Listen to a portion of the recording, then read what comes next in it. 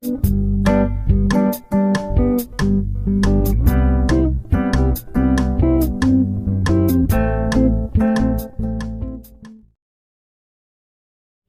guys, how are you? This is Aryan sir. Welcomes you all to my YouTube channel AJ English Classes.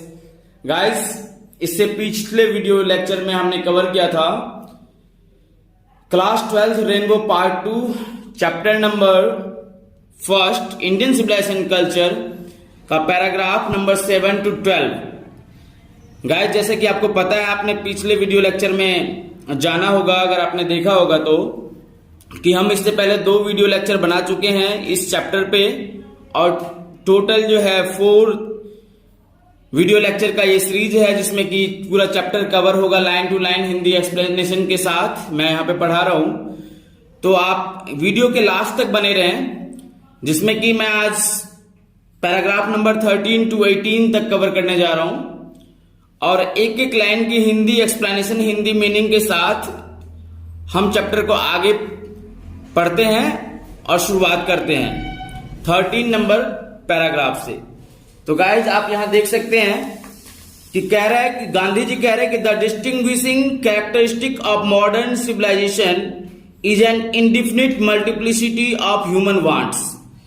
यानी कि प्रख्यात लक्षण आधुनिक सभ्यता है एक असीम बहुलता मानवीय इच्छाओं की। यानी कि the distinguishing characteristic of modern civilisation, जो इसकी विशेषता है आधुनिक सभ्यता की, जो प्रख्यात लक्षण है यानी विशेषता है, वो क्या है? Is an indefinite multiplicity of human wants. यानी कि जो मानव की इच्छाएं हैं उसकी मतलब एक अनिश्चित, इंडिफिनिट मल्टीप्लिसिटी, यानी कि उसमें मल्टीप्लाई होना, यानी कि बढ़ते ही रहना। आप जानते हैं कि इंसान की इच्छा कभी भी खत्म नहीं होती। अगर उसे थोड़ा सा पाता है वो, तो थोड़ा सा और अधिक की उसकी इच्छा होती है, ठीक है, वो बढ़ती जाती है। ह्यूमन वांट्स की, जो मानव की इच्छाएं हैं। The characteristic of ancient civilisation is an imperative restriction upon and a strict regulating of these wants. यानी कि लक्षण प्राचीन सभ्यता का होता है एक अति आवश्यक प्रतिबंध और सख्त नियंत्रण इन इच्छाओं के ऊपर। द मॉडर्न और western insatiableness arises really from want to living faith in a future state and therefore also in divinity। आधुनिक या पश्चिमिक भूख पैदा करती है वाकई भविष्य की अवस्था में जीवंत विश्वास की कमी से और दिव्यता से भी कमी की वजह से। कह रहा था रीस्ट्रेन of ancient Eastern civilization arises from a belief, often in spite of ourselves, in a future state and the existence of divine power। कह रहे प्रतिबंध प्राचीन या पूर्वी सभ्यता की पैदा होती है एक विश्वास से, जो प्रायः हमारे बिना चाहते हुए भी भविष्य के अवस्था में और दिव्य शक्ति के अस्तित्व में बनती है।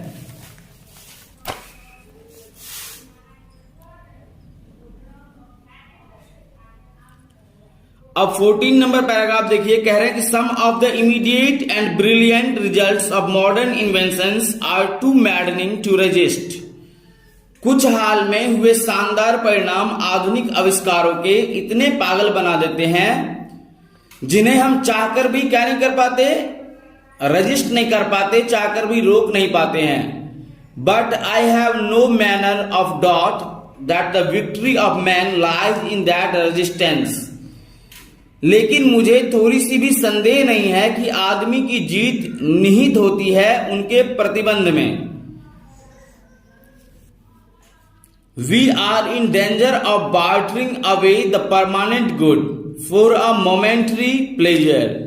हम लोग आज एक खतरे में हैं आदान प्रदान कर देने से, अस्थायी रूप से अच्छाई को क्षणिक रूप के मौज मस्ती से।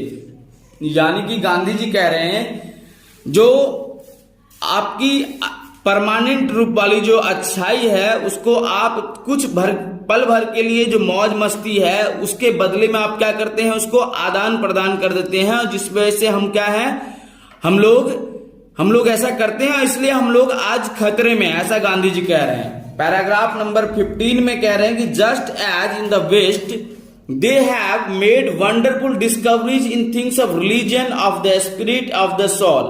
ठीक जैसे कि पश्चिम ने शानदार आविष्कारों को भौतिक चीजों में किया है, यानी कि शानदार आविष्कार उन्होंने किस चीज में किया है, भौतिक चीज में किया है, उसी तरह से हिंदुत्व ने भी उससे भी शानदार आविष्कारों को धर्म और अध्यात्म के क्षेत्र में किया है। But we have no eye for this great and fine discoveries.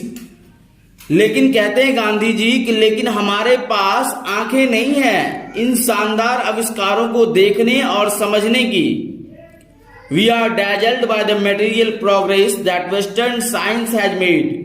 और हमारी आंखें क्या हो गई है, चौंधिया गई है उस भौतिक विकास को देखकर जो पश्चिमी विज्ञान ने किया है। I am not enamoured of that progress. मैं उस विकास से प्रसन्न नहीं हूं। In fact it almost seems as the God in his wisdom has prevented India from progressing along those lines so that it might fulfil its special mission of resisting the onrush of materialism. Gandhi ji कहते हैं कि वास्तविकता ऐसा प्रतीत होता है कि भगवान अपनी बुद्धिमानी से भारत को वंचित रखा है उन राहों पर विकास करने से, इसलिए कि भारत अपने इस खास अभियान को पूरा कर पाए जो कि एक पागल दौड़ चली है भौतिकता के पीछे। After all there is something in Hinduism that has kept it alive up till now. Gandhi ji कहते हैं कि आखिरकार कुछ तो है इस हिंदुत्व में जो इसे आज तक जिंदा रखा है। It has witnessed the fall of Babylonian, Syrian, Persian and Egyptian civilisations. और यह इसने क्या देखा है, इसने अपनी नजरों से देखा है, यानी कि यह गवाह बना है बेबी लियोन, सीरियन, पर्सियन और इजिप्टियन सभ्यताओं के पतन का। कौन गवाह बना है, तो हमारी जो सभ्यता है, ये जो हिंदुइज्म है, वह गवाह बना है। Cast a look around you, और अपने इर्द गिर्द नजर डालकर देखें। Where is Rome and where is Greece, कि कहां है वो रोम और कहां है वो Greece. Can you find today anywhere the Italy of Gibbon और rather the ancient Rome, for Rome was Italy. और गांधी जी कहते हैं आज कहीं भी गिबन के जमाने का इटली दिखाई देगा या वो प्राचीन रोम, क्योंकि रोम ही इटली थी। And the last paragraph we are going to read today and we will finish this topic, we will wind up here after reading this paragraph. So concentrate please to get the full knowledge. Go to Greece, Gandhi ji कहते हैं go to Greece where is the world famous Attic civilisation. Gandhi ji कहते हैं Greece जाइए, कहां है विश्व प्रख्यात Attic सभ्यता। Then coming to India let one go through the most ancient records and then look around you and you would be constrained to say yes I see here ancient Rome, for Rome was Italy. उसके बाद क्या कीजिए, तब आप भारत आइए और देख लीजिए सबसे प्राचीन आंकड़ों को, और तब अपने इर्द गिर्द नजर डालिए और आप बाध्य हो जाएंगे कहने के लिए कि हाँ मुझे दिखाई दे रहा है यहाँ वह प्राचीन भारत आज भी जीवित है। यही तो है भारत का की जो है, यही ग्लोरी है, अपने आप में यही शान है। यहाँ की सभ्यता जो अटल है, दृढ़ है, जो कभी नहीं बदलने वाली है और जो आज तक जिंदा है अपने स्वरूप में, वास्तविक स्वरूप में। इसीलिए गांधी जी कहते हैं कि भारतीय सभ्यता दुनिया की अन्य जितनी भी सभ्यताएं हैं उससे अपने मायने में सबसे उच्चतम है, सबसे सुपेरियर है।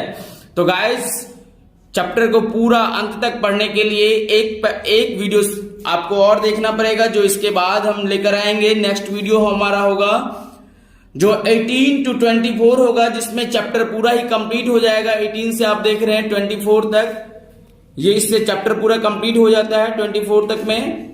और उसके बाद नेक्स्ट हम करेंगे इस चैप्टर के जो वोकैबुलरी है, इस चैप्टर का डिफिकल्ट वर्ड्स करेंगे। यहाँ पे आप लोग देख सकते हैं नेक्स्ट हमारा वीडियो लेक्चर जो होगा वो डिफिकल्ट वर्ड्स होगा, जो ग्लॉसरी एंड नोट्स है। ठीक है, ये ग्लॉसरी एंड नोट्स करेंगे हम इसके बाद। और उसके बाद फिर हम समरी पहले ही कर चुके हैं। अगर आपने अभी तक समरी वाला वीडियो नहीं देखा है तो आप जाकर देखें, समरी वाला वीडियो आपको मिल जाएगा प्लेलिस्ट में। Thank you so much for being here, for supporting me. Love you all from Aryan sir. Thank you so much.